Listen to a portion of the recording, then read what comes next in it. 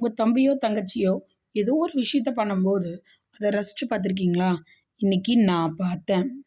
இப்போல்லாம் சனி ஞாயிறு அப்படின்னாலே அம்மா வீடு இல்லைனா மாமியார் வீடு 2 பக்கம் ஏதோ ஒரு பக்கம் தான் இருக்கிற மாதிரி இருக்குது. இன்றைக்கி பார்த்தீங்க அப்படின்னா ஒரு ஷூட் இருக்குது அப்படின்னு சொல்லிட்டு அம்மா வீட்டுக்கு தான் வந்திருந்தேன். நான் வரும்போதே கிட்டத்தட்ட 12 மணி ஆயிடுச்சு. வந்து கொஞ்ச நேரத்துலேயே சாப்பிட்டு மறுபடியும் ஷூட்க்கு கிளம்பிட்டோம். ஷூட் முடித்த கையோடையே பார்த்தீங்க அப்படின்னா அம்மச்சியை பார்த்துட்டு வந்துடலாம் அப்படின்னு சொல்லிட்டு அங்கேயும் போயிட்டு தான் வந்தோம்.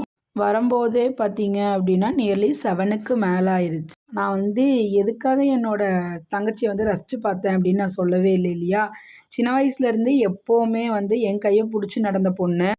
வண்டி ஓட்டி பழக்கி விட்டதாக இருக்கட்டும், இப்போ வரைக்கும் அவள் என் கூட வர்றப்போ நான் ட்ரைவ் பண்ணி தான் அவள் பின்னாடி உட்காந்துருக்கா. ரொம்ப வெரி ஃபர்ஸ்ட் டைம் வந்துட்டு அவள் ஓட்டி நான் உட்காந்துட்டு வரும்போது அவ்வளோ ஒரு பெருமையாக இருந்தது. I am always proud of my girl.